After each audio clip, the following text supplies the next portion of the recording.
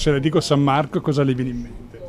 La Serenissima, assolutamente. La nostra storia, le nostre radici. Venezia, San Marco, il Santo. Ma ecco, i veneti sono affezionati a questa data per doppi motivi, anche lei? Certo, certo, infatti io tengo chiuso. Io andavo a ballare Ah sì? al 25 aprile, sì. Facevano festa e ballavano. San Marco, Venezia, Leone, tutto storia millenaria della Repubblica Veneta. Tradizioni a cui non si può rinunciare. Certamente che no. Io penso subito a Venezia e alla storia intrinseca. Per me è un momento importante. La Serenissima.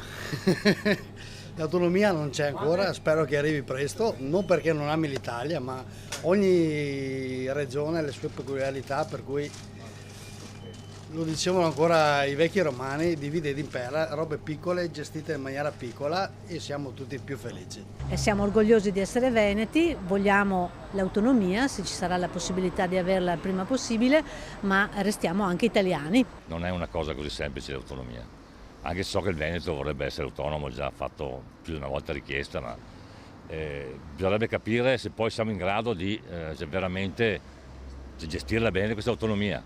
Sì, certamente è una cosa positiva. Un ottimo strumento sarebbe, solo che è di là da venire purtroppo. È una cosa buona, perché abbiamo sempre pagato per... Stiamo zitti. Non saprei commentare perché non ci credo. Non ci crede all'autonomia? Non ci arriviamo, ecco lì, per cui non commento. Lei la vorrebbe? Sì, sicuramente, ma non si può. Mi auguro che non siano solo chiacchiere e che si arrivi veramente a un risultato.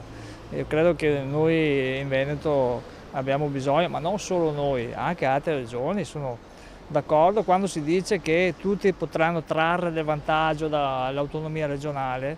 Credo che sia vero. Io penso che sarebbe una gran cosa. Vedo che qui le cose funzionano piuttosto bene e credo che se ci fosse un pochino più di autonomia funzionerebbero anche meglio.